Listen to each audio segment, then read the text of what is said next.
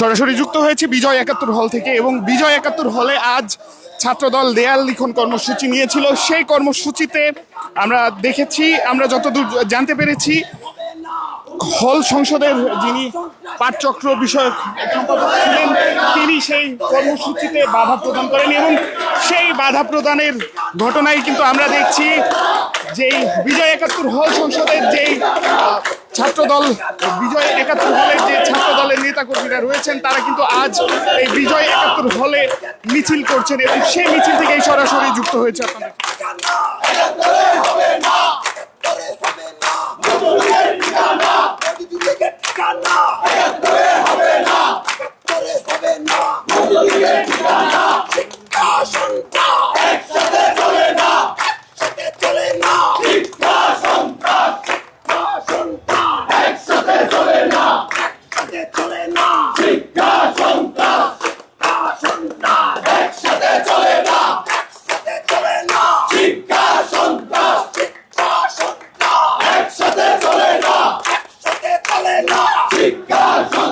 চট্টগ্রামের ঘটনার পরে আমরা দেখেছি সারা দেশে কিন্তু ছাত্রদল ইতোমধ্যে কিন্তু সারা দেশের সব ক্যাম্পাসে কিন্তু তারা দেয়াল লিখন কর্মসূচি গ্রহণ করেছে।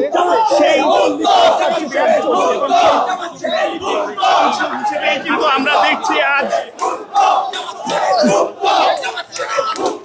বিজয় ৭১ হল সহ বিভিন্ন যেই হলগুলো রয়েছে সেই হলগুলোতে কিন্তু আমরা দেখেছি ছাত্রদল কিন্তু দেয়াল লিখন কর্মসূচি রেখেছে এবং সেই দেয়াল লিখন কর্মসূচিতে বিজয় ৭১ হলে দেয়াল লিখন শেষে ছবি তুলছিল এখানকার যারা ছাত্রদলের নেতাকর্মীরা। তারা কিন্তু এই দেয়াল লিখন কর্মসূচির এক পর্যায়ে কিন্তু হল সংসদের একজন এসে তাদেরকে বাধা প্রদান করে এবং তাদেরকে অকথ্য ভাষায় গালিগালাজের অভিযোগ ছাত্রদল নেতাকর্মীরা করছে এবং এ কারণেই কিন্তু বিজয় ৭১ হলের ছাত্রদল যারা রয়েছেন তারা বিজয় ৭১ হলের ভিতরে মিছিল কিন্তু তারা বের করেছে এবং সেই মিছিল থেকেই সরাসরি যুক্ত হয়েছি বাংলা নিউজের সরাসরি সম্প্রচারে। আমি আজবার রাজ আছি আপনাদের সাথে এবং আপনাদেরকে সেই বিষয়টি দেখানোর চেষ্টা করছি।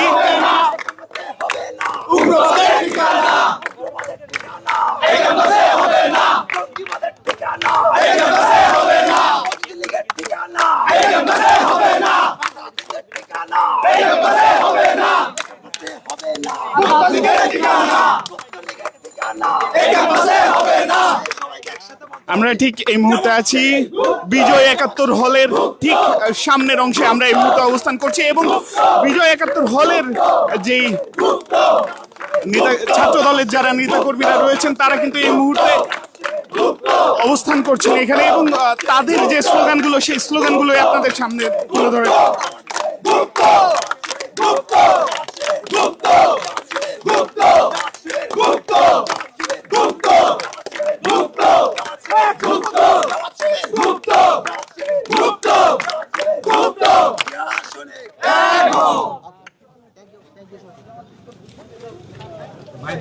মাইদ ভাই একটু আজকের ঘটনাটা একটু বলেন। আসলে আজকে বিকাল নাগাদ আমরা গতকাল চট্টগ্রামে যে ঘটনা ঘটেছিল সেখানে গুপ্ত শব্দটি ব্যবহারের কারণে কিন্তু ছাত্র দলের উপর ছাত্র শিবিরের সন্ত্রাসীরা হামলা করেছিল।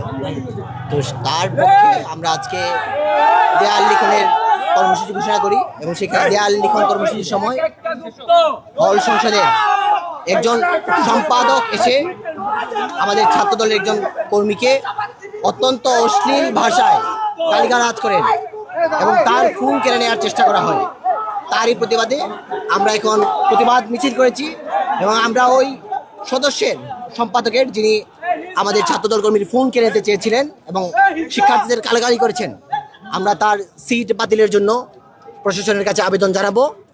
আমরা আশা করি বিজয় ৭১ হল নয়, সারা ক্যাম্পাস থেকে ঢাকা বিশ্ববিদ্যালয়ের বাইরেও অন্যান্য যে ক্যাম্পাস আছে সব ক্যাম্পাস থেকেই গুপ্ত রাজনীতি বিদায় হবে। উন্মুক্ত রাজনীতির মাধ্যমে ছাত্র সংগঠনগুলো শিক্ষার্থীদের কাছে যাওয়ার চেষ্টা করবে, সেই প্রত্যাশা করছি। ধন্যবাদ আপনাদের সবাইকে। কোনো বাধা প্রদান করা হয়েছে কিনা? জি, লিখন কর্মসূচিতে কোনো বাধা প্রদান করা হয়েছে? আমাদের লেখার পরই সেই সম্পাদক এসে আমাদের কর্মীকে গালাগালি করছিলেন। ধন্যবাদ। এই মুহূর্তে আমরা দেখছি নিজের হলে চলে আসছি। আমরা এই মুহূর্তে দেখছি বিজয় ৭১ হলের সামনে কিন্তু শিক্ষার্থীদের যে দুই পক্ষের কিন্তু সংঘাত এই মুহূর্তে আমরা দেখছি।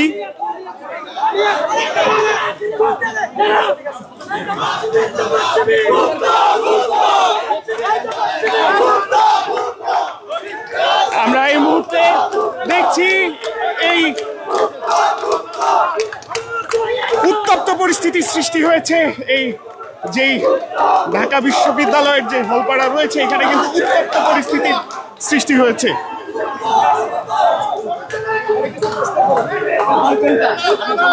আপনি এই মুহূর্তে এখানে আসছেন কেন?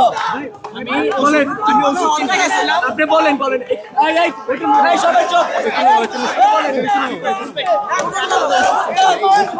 ওষুধ কোথা থেকে কিনছেন? কোথা থেকে কিনছেন? আপনি কোথা থেকে কিনছেন ওষুধটা? কাটাবন থেকে আপনার এইখানে কাজটাকে এই দিক দিয়ে হলে যাচ্ছে, হলের দিকে ঢুকতেছেন, হল থেকে আপনার হল জোয়ার কথা জোয়ার ফল তো এইটা না। আরে এইটা এদিকে রওনা দিচ্ছেন, তারপর আপনি উস্কানিমূলক বক্তব্য দিলেন কেন? উস্কানি না, এখানে আপনি উস্কানি দিচ্ছেন।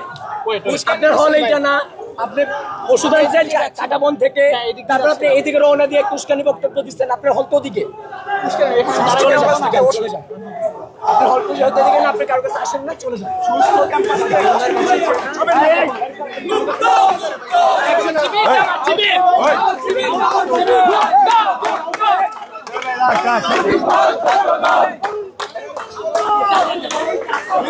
এবং এই মুহূর্তের যে চিত্র সেটি আপনারা দেখতে পেলেন ঢাকা বিশ্ববিদ্যালয়ের বিজয় ৭১ হলের চিত্র এটি। এবং যেমনটি আপনাদের সামনে তুলে ধরছিলাম বিজয় ৭১ হলের যে চিত্রটি এটি আপনাদের সামনে তুলে ধরছিলাম। এতক্ষণ বাংলা নিউজের সরাসরি সম্প্রচারে আমি আজবারা যুক্ত ছিলাম আপনাদের সাথে। পরবর্তীতে আবারও যুক্ত হব অন্য কোনো ঘটনা কিংবা সংবাদ নিয়ে। ততক্ষণ পর্যন্ত বাংলা নিউজের সাথেই থাকুন।